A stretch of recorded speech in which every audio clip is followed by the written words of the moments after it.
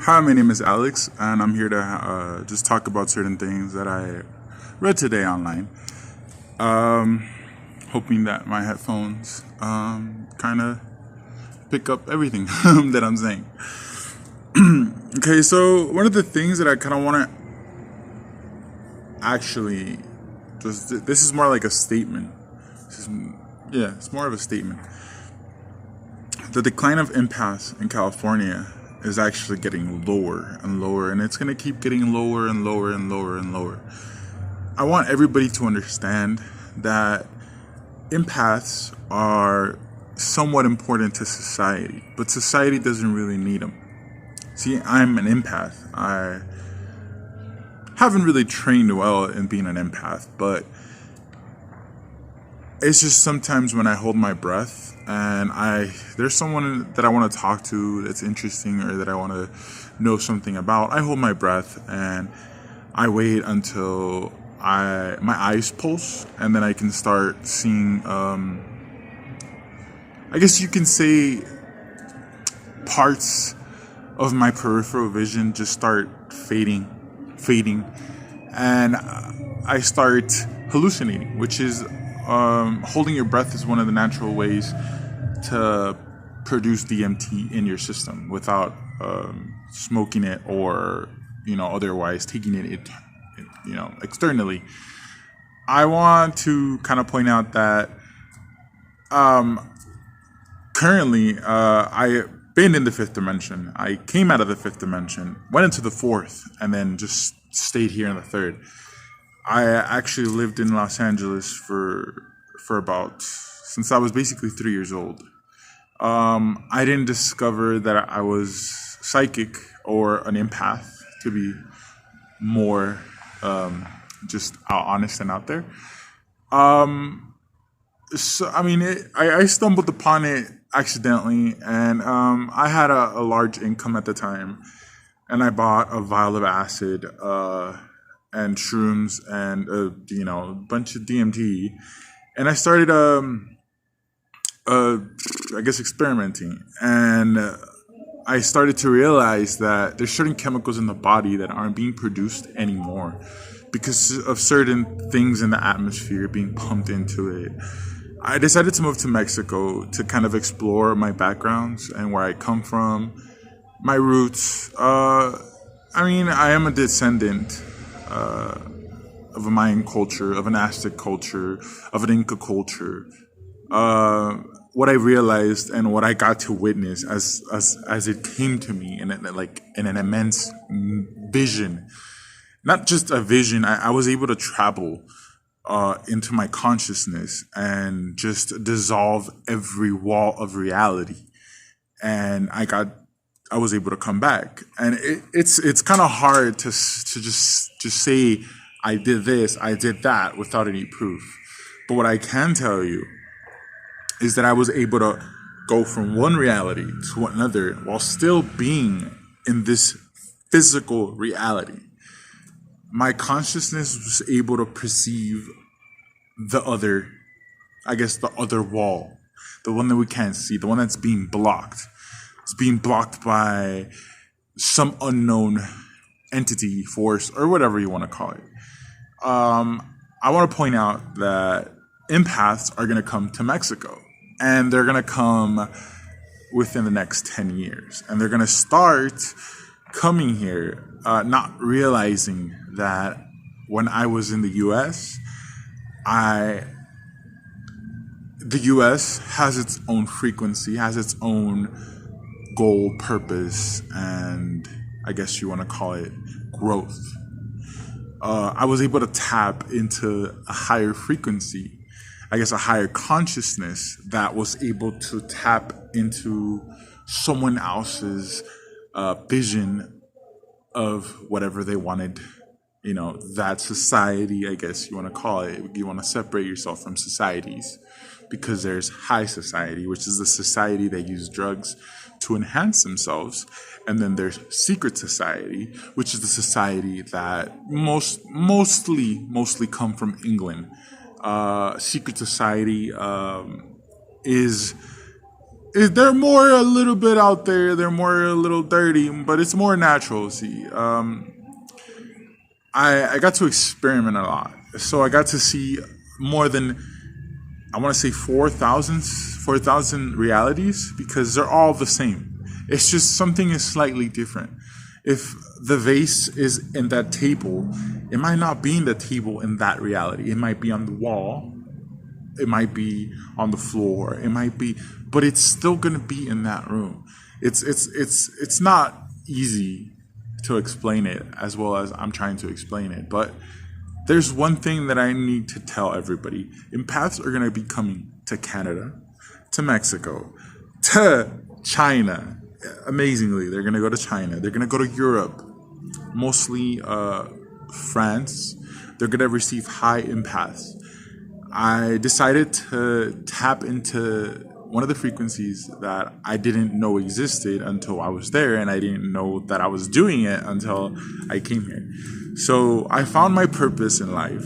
My purpose in life was to be raised in the US and live in Los Angeles, meet a certain amount of people, and expand my consciousness.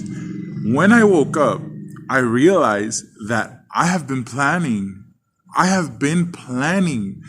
something that was given to me from when I was a young baby.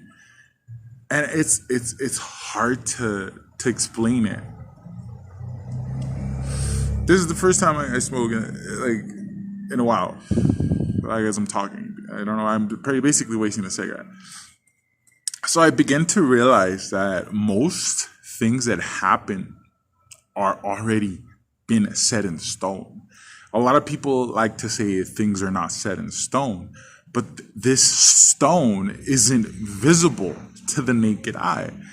I am able to write on walls now and basically create that imaginary elusive stone, write on it, and my day will be predicted as it was set in stone.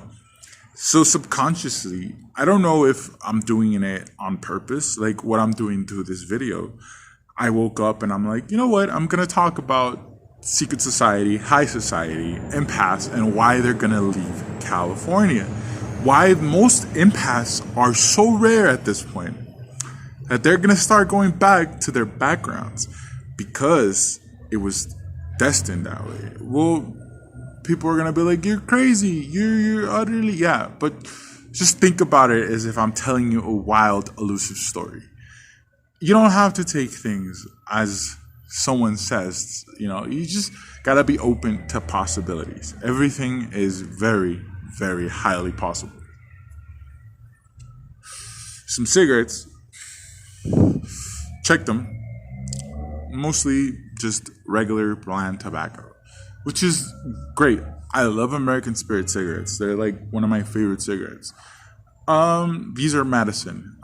They sell them here in Mexico. They're really, really cheap. They're 23 pesos, which is like $1.50. So I want people to kind of write in the comment sections, because my other YouTube channel, I began to talk about high society, secret society.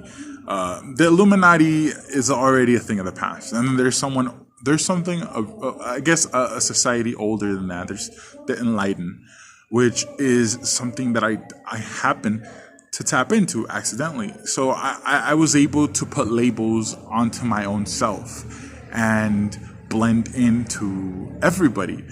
I was able to hold my breath. My heart was pounding, and I started to realize I can control my heartbeat.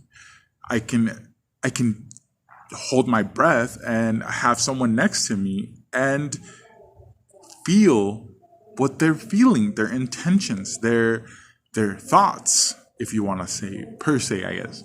But I wasn't able to hear voices, their voices. I wasn't able to tap into that. I'm not trained or adequate to do that. My thing is being an empath, is being high empathic. I study people. Yeah, I study behavior. But what I realized that if I pay less attention to the person I'm trying to talk to, and I look away from them and I focus on their them being next to me physically, I pull a little bit of their energy towards me, and in my subconscious starts doing things that I consciously am not trying to do. And it's beautiful, and it's also very bad, because I learned that gambling, playing poker, playing certain games, I can be good at. I can tell when someone is bluffing, and I don't necessarily have to look at them, read behavior. It's just something that I think is pretty cool, but I don't want to put it into to practice as much, because it is more of a controversial thing to do for me, in my opinion. I hope you guys can listen and hear me well, because I'm going to listen to this video at the end of this. I'm posting it. This is raw, uncut, just straight out of my phone and into my YouTube. So there's a lot of things that I like about being an empath, and there's a lot of things that I kind of dislike about it, because I'm not able to see certain frequencies. I'm not able to see certain things that I want to see. I only get what I need to see. I get to see people in other planes of existence, but still I'm here. They can't interact with me, but they can look. I see images. I see like a movie. I feel like I have my own personal theater in my head, with just images that are being sent to me from somewhere I can't understand. My dreams have been very vivid. I have been able to walk, control, and know what I'm doing. I've heard and I've witnessed people control other people while they're sleeping, and when they wake up, they can tell you exactly how everything they did, because they were controlling them. And the thing is that a lot of people care about people. It's just other people don't want other people to succeed. And I'm emphasizing people, because we're all in the same category. We're all human. We're all flesh and bones. And if you want to get super in depth about it, we're all energy.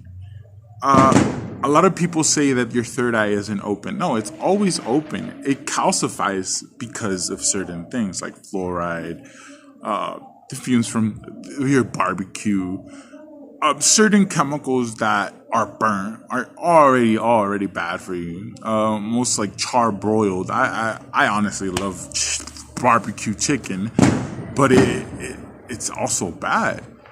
But I mean, chicken itself is good, but it's bad when it's like char burnt. Like, I would eat char broil all the time, but I started to realize that it's not good.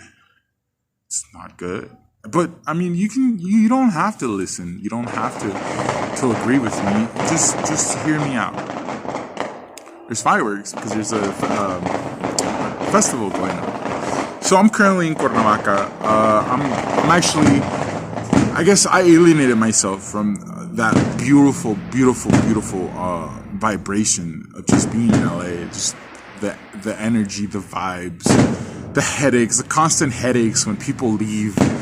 It's just having to tap into certain things that I didn't think was possible. I was able to just leave my consciousness, just boom, send it somewhere, and it came back to me. It came back to me with so much knowledge that I'm starting to realize one thing. No matter what you do in life, as if you do good, do bad, you are already determined to fail or succeed.